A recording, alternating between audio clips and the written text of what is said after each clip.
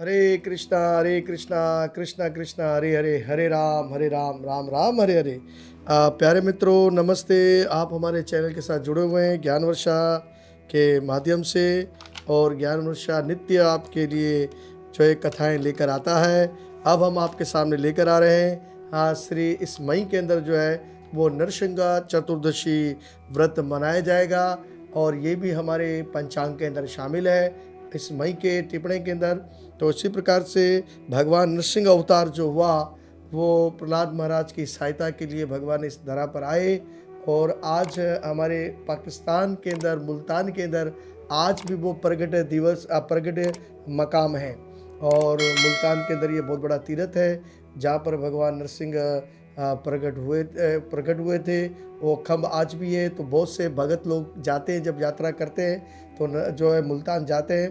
तो आपको भी कभी अगर जाने का अवसर प्रदान हो पंजाब में तो ज़रूर जाइए और उस मंदिर के दर्शन करें, सुंदर खम्भ के दर्शन करें जहाँ भगवान प्रकट हुए थे।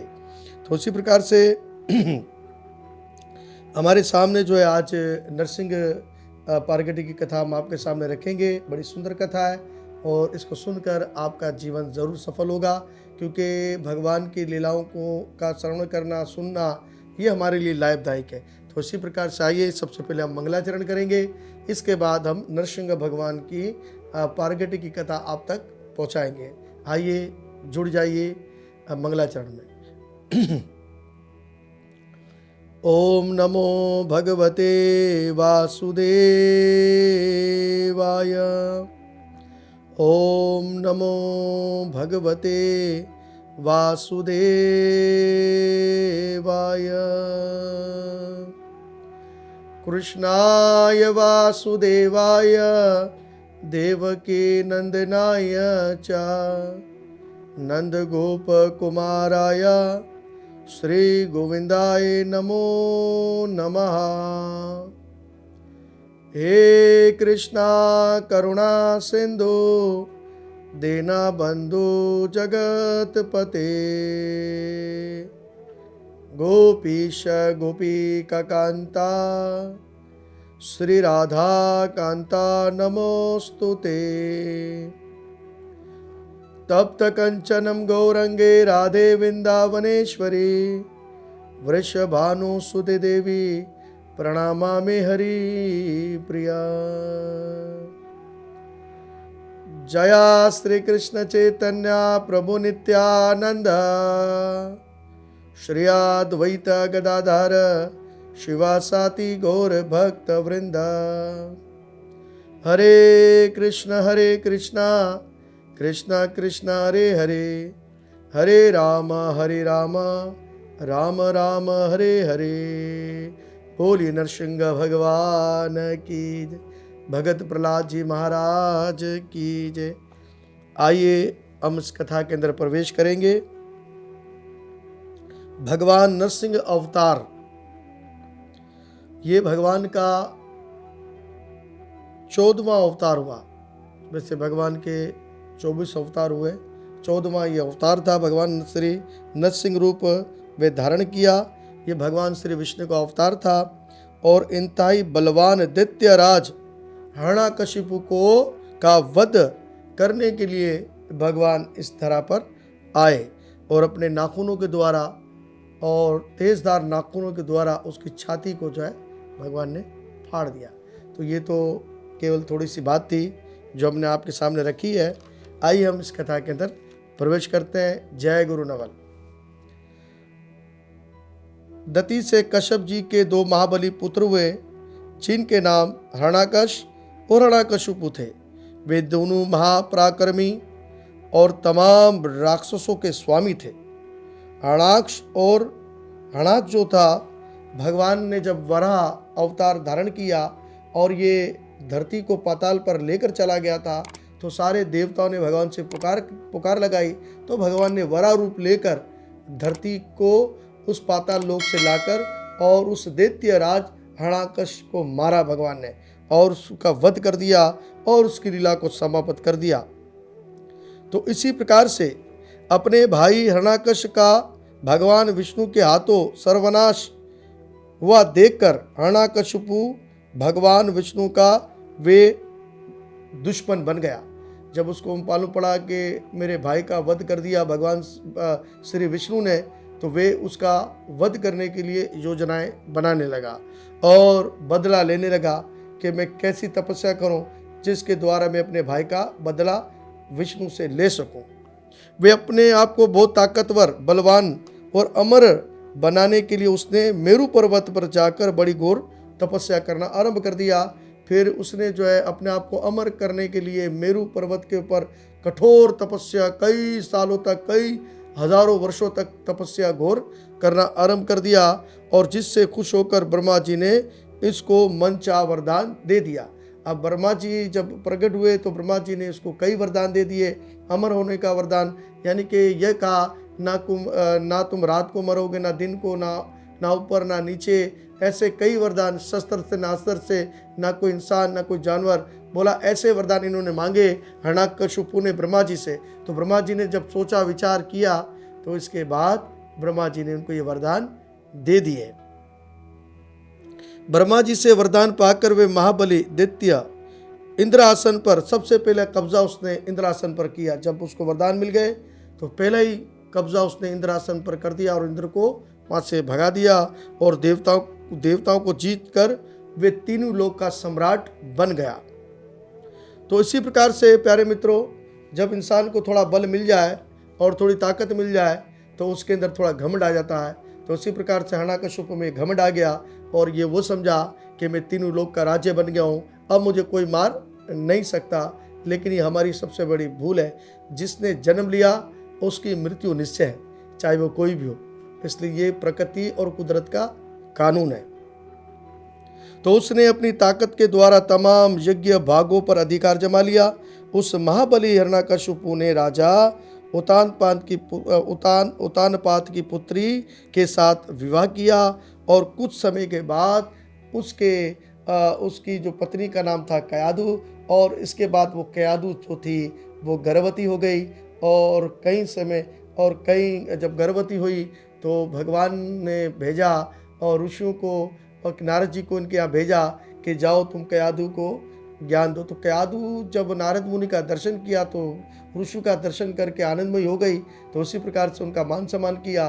तो जब उनको उपदेश दिया तो मंत्र दिया, बोलो ओम नमो भगवते वासुदेवाय नमः। तो कयाधु गर्भवती थी तो गर्भ से आवाज आई ओम नमो भगवते वासुदेवाय नमः। तो जो शिक्षा कयाधु को मिली वो शिक्षा जो है गर्भ के अंदर भी उसके बालक को प्राप्त हो रही थी। तो इसी प्रकार से तो कुछ समय के बाद उसके यहाँ एक तेजस्वी पुत्र का जन्म हुआ और उसका नामकरण किया गया बालक का। तो बालक का नाम प्रहलाद रखा गया। प्रहलाद माता के गर्भ में रहते हुए भी तमाम इंद्रियों के स्वामी श्री हरि में श्रद्धा रखते थे, और वे देवताओं के स्वामी सनातन भगवान पद्मनाभ के सिवा दूसरे किसी को नहीं जानते थे। अब कुछ बड़ा होने पर वे प्रहलाद को उसके पिता ने गुरुकुल में शिक्षा देने के लिए भेजा और गुरु के पास भेजा। वहाँ पर प्रहलाद ने तमाम वेदों और हर तरह के शास्त्रों का अध्ययन किया। फिर कुछ अरसे के बाद वे अपने गुरु के साथ वापस अपने घर आए, और गुरु बड़े प्रसन्न थे कि आज मेरी बड़ी वाहवाही होगी, और मैंने प्रहलाद को वेदों शास्त्रों का बड़ा अच्छा अध्ययन सिखाया है। अब हिरण्यकशिपु ने तमाम लक्षणों से भरपूर पुत्र को अपनी गोद में बिठा लिया, और जब वो शिक्षा प्राप्त करके आया तो उसको अपनी गोद में बिठाया और उसने कहा कि तुमको तुम्हारे गुरुओं ने कौन सी शिक्षा दी है और तुम क्या शिक्षा लेकर आए हो, ये सारी की सारी बातें तुम मेरे संग बताओ कि गुरुकुल में तुमने क्या पढ़ाया तुम्हारे गुरु ने। अपने पिता के इस तरह पूछने पर जन्म से ही वे वैष्णव प्रहलाद ने बड़ी खुशी के साथ पाप नाशिक वचन कहा, पिताजी जो तमाम प्राणियों के अंतर्यामी ईश्वर हैं, इस सर्वव्यापी भगवान विष्णु को वे नमस्कार करके मैं आपसे कुछ निवेदन करता हूँ। जब ये बात उसने भगवान विष्णु का नाम लिया प्रहलाद ने, तो हिरण्यकशिपु चौंक गया और वो उसको जो है पूरी तरह से वो परेशान हो गया। तो उसने ये सोचा कि ये कैसे मेरे दुश्मन का नाम ले रहा है। प्रहलाद के मुख से इस तरह विष्णु की स्तुति सुनकर दैत्यराज हिरण्यकशिपु को बड़ा दुख हुआ। उसने नाराज होकर गुरु से पूछा, अरे खोटी खोटी बुद्धि वाले ब्राह्मण, अरे तूने मेरे पुत्र को क्या सिखला दिया और क्या पढ़ा दिया? वे तो विष्णु का नाम ले रहा है। अब गुरु परेशान हो गया कि प्रहलाद बोल क्या रहा है, प्रहलाद बोल क्या रहा है। अब गुरु पूरी तरह से परेशान हो गया। मेरा पुत्र इस तरह विष्णु की स्तुति करे तो ऐसा शिक्षा तूने इसको दी है? वे तो मेरा दुश्मन है। ये स्तुति जो कभी सुनने के योग्य नहीं है और वो ये स्तुति कहता है। आज मेरे ही आगे इस बच्चे ने सुना दी है। ये सब तेरा ही किया धरा है। ऐसा गुरु को हिरण्यकशिपु ने कहा। अब गुरु डर गया, बोला ये मेरे को नहीं छोड़ेगा अभी। अब प्रहलाद ने मेरे को मरवा दिया और प्रहलाद जो है, मैंने इसको शिक्षा क्या दी है और ये क्या शिक्षा लेकर यहाँ आ गया है। इतना कहते हिरण्यकशिपु को क्रोध से अपनी सुध बुध खो बैठा। वे अपने दैत्यों को बुलाकर ब्राह्मण को मारने की आज्ञा दे दी और आज्ञा मिलते ही क्रोध में भरे हुए राक्षस आ पहुंचे। उस ब्राह्मण के गले में रस्सी लगाकर इन्हें बांधने लगे। ब्राह्मणों के प्रेमी प्रहलाद अपने गुरु को बांधते देखकर पिता से बोले। अब प्रहलाद को बड़ा दुख हो गया कि उसके सामने उसको गुरु को मारा जा रहा है, उसको बांधा जा रहा है और ये प्रहलाद से सहन नहीं किया गया। और गुरु भक्ति ऐसी होती है कि अपने गुरु पे हमेशा दृढ़ विश्वास रखना चाहिए। तो उसी प्रकार से प्रहलाद ने को जब ये सब कुछ देखा, ये देखकर वो ये कहता है, वे बोले, ये गुरु जी ने नहीं सिखाया, मुझे तो देव आदि देव भगवान विष्णु की ही कृपा से ऐसी शिक्षा मिली है। दूसरा कोई गुरु मुझे उपदेश नहीं देता है। मेरे लिए तो श्री हरि ही शिक्षा गुरु है। सुनने, मनन करने, बोलने और देखने वाले सर्वव्यापक ईश्वर ही सिर्फ श्री विष्णु ही है। वही अविनाशी है और वही सब प्राणियों पर कृपा करने वाले हैं। और इसी प्रकार से उससे कहा कि भाई कि भगवान श्री विष्णु ही तमाम प्राणियों की उत्पत्ति करता है।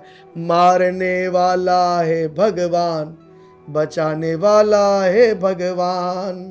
के पिताजी भगवान ही बचाते हैं और भगवान ही मृत्यु दंड देते हैं और भगवान ही सृष्टि के रचिता है, सृष्टि का पालन करते हैं और आपका मेरा सबका पालन कर रहे हैं। इसलिए भगवान विष्णु की शरणागति में जाओ। तो अब वो और क्रोधित हो गया और उसको गुस्सा आने लगा।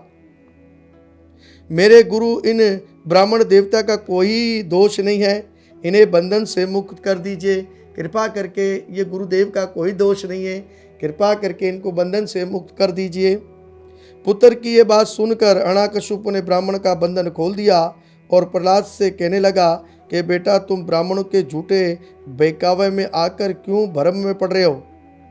कौन विष्णु है, कैसा उसका रूप है और कहाँ वो रहता है? संसार में मैं ही ईश्वर हूँ। उसने कहा कि संसार का मालिक मैं हूँ और मैं ईश्वर हूँ, मैं ताकतवर हूँ और मैं तीनों लोकों का स्वामी माना गया हूँ। विष्णु तो हमारे कुल दुश्मन है, उसे छोड़ो और मेरी ही पूजा करो। पिता की ऐसी नास्तिक वाली बातें सुनकर प्रहलाद अपने पिता से कहने लगा, पिताजी, मेरा तो दृढ़ विश्वास है कि नारायण ही पार ब्रह्म परमात्मा है और नारायण ही परम तत्व है। नारायण ही सर्वे श्रेष्ठ है और नारायण ही सर्वे उत्तम ध्यान है। तमाम जगत की गति भी वही है।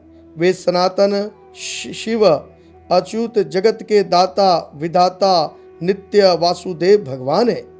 परम पुरुष नारायण ही विष्णु है और वही इस विश्व को जीवन प्रदान करते हैं। उनका श्री अंग सोने के समान कांतिवान है। उनके नेत्र कमल के समान। श्री भू लीला इन तीनों देवियों के स्वामी हैं। उन्होंने ही तमाम देवताओं में श्रेष्ठ ब्रह्मा और शिव महादेव को उत्पन्न किया। ब्रह्मा और महादेव जी इनकी आज्ञा से अनुसार वे चलते हैं और जगत की शुरुआत में सिर्फ नित्य देवता भगवान नारायण ही थे। उस समय ना ब्रह्मा थे और ना महादेव जी थे, ना चंद्र थे और ना सूर्य थे। ना आकाश था, ना धरती थे, ना नश्वर थे, ना देवता थे। उस समय प्रकट नहीं हुए थे। उनमें केवल और केवल एक ही थे, लक्ष्मीपति परमेश्वर सदा मौजूद थे, हमेशा थे। तो इस बात की ज्ञान वे अपने पिताजी को दे रहे हैं, और ये ज्ञान सुनकर जो है वो प्रहलाद इस ज्ञान को सुनकर और जो है वो गुस्से में हिरण्यकशिपु भर गए। प्रहलाद की ये बातें सुनकर हिरण्यकशिपु बहुत ज्यादा क्रोध में भरकर भड़कती हुई अग्नि की तरह जल उठा, और वह अपने चारों तरफ देखते हुए वह दैत्यों से बोला, अरे ये प्रहलाद बड़ा पापी है, ये शत्रुओं की पूजा में लगा हुआ है, और मैं आज्ञा देता हूं उसे भयंकर हथियारों से मार डालो, जिसके बल पर ये श्री हरि ही रक्षा करेंगे, ऐसा ये कहता है। तो उसे आज ही देखता हूं कि इस पापी को कौन बचाएगा और इसकी रक्षा कौन करेगा। हिरण्यकशिपु की आज्ञा पाते ही तमाम राक्षस हथियार उठाकर महात्मा प्रहलाद को मारने के लिए चारों तरफ से घेरे में डाल दिया। प्रहलाद अपने हृदय कमल में श्री विष्णु का ध्यान करते हुए मंत्रों का जप करने लग गया, और इसी प्रकार से जब राक्षसों ने उसको घेर लिया और प्रहलाद जी बैठ गए और मंत्र का जाप किया, ओम नमो भगवते वासुदेवाय, ओम नमो भगवते वासुदेवाय। और इस मंत्र का जप करने लगा। राक्षस चारों तरफ से इन हथियारों के वार करने लगे, लेकिन श्री हरि का स्मरण करने की वजह से प्रहलाद का शरीर जैसे लोहे का हो गया। बोलिए भगवान श्री विष्णु की। उसी पर किसी भी हथियार से वार का असर न हुआ, उसके शरीर से टकरा कर टूट जाते और कमल के पत्तों की तरह टूटकर बिखर जाते। इस तरह दुष्ट हिरण्यकशिपु ने अपने महात्मा पुत्र प्रहलाद को मारने का हर जतन कर डाला, लेकिन भगत प्रहलाद हर बार श्री हरि की कृपा से बच जाते हैं। आखिरकार हिरण्यकशिपु ने प्रहलाद को एक बहुत बड़ी चेतावनी चिता पर जलाकर उसमें डाल दिया, लेकिन भगवान की कृपा से उसमें भी उसका बाल बाका ना हो सका, और चिता के अंदर जो थी वो होलिका जल गई और प्रहलाद महाराज बच गए। और कई यत्न किए, लेकिन उसके लिए कुछ ना हो सका। लेकिन भगवान विष्णु के प्रभाव से प्रहलाद के लिए विष भी अमृत बन गया।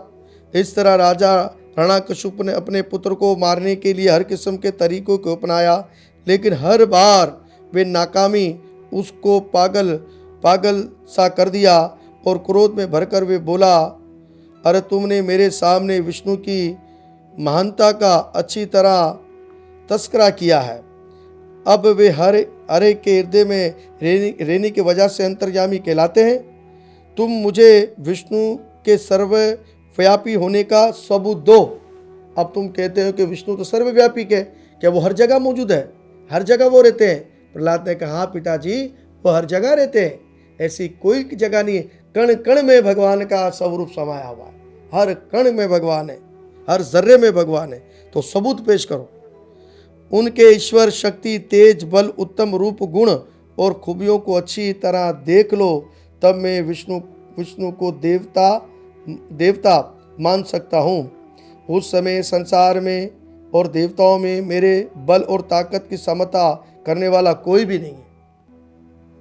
ब्रह्मा जी के वरदान से मैं सब प्राणियों के आद्य हूँ, और मुझे परास्त करना किसी भी इंसान के लिए बड़ा मुश्किल है।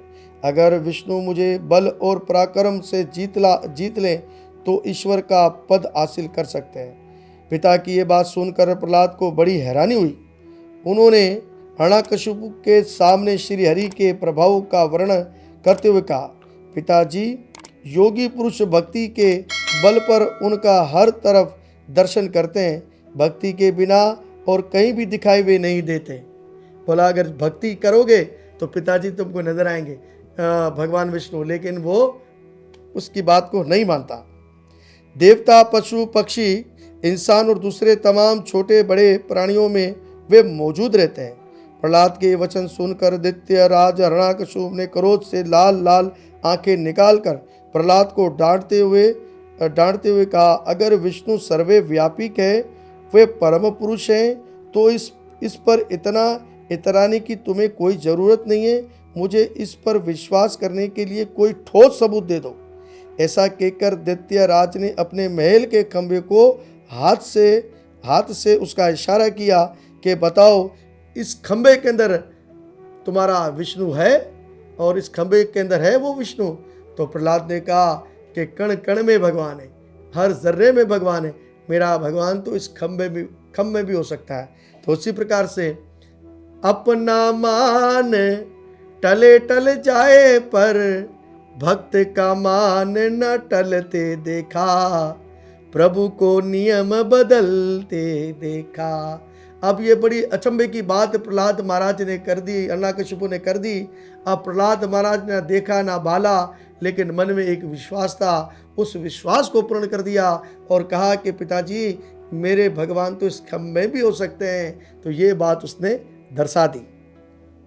अगर विष्णु हर जगह मौजूद है तो इससे तुम इस खंभे में दिखाओ, वरना झूठी बातें बनाने की वजह से मैं तुम्हारा वध कर दूंगा। ऐसी झूठी बातें मत करो, इस बेजान में कैसे तुम्हारा भगवान हो सकता है? अगर ये झूठ हो गया तो उसी समय मैं तुम्हारा वध कर दूंगा। यूं कहकर हिरण्याकश्यप ने अपनी तलवार दरमियान से खींच ली और क्रोध से भरपूर प्रहलाद को मारने जा ही रहा था और मारने लगा। और जैसे ही वो आगे बढ़ा और उस खंभ के अंदर से जोर जोर से आवाज आई और भगवान नरसिंह प्रकट हो गए। बोलिए नरसिंह भगवान की जय।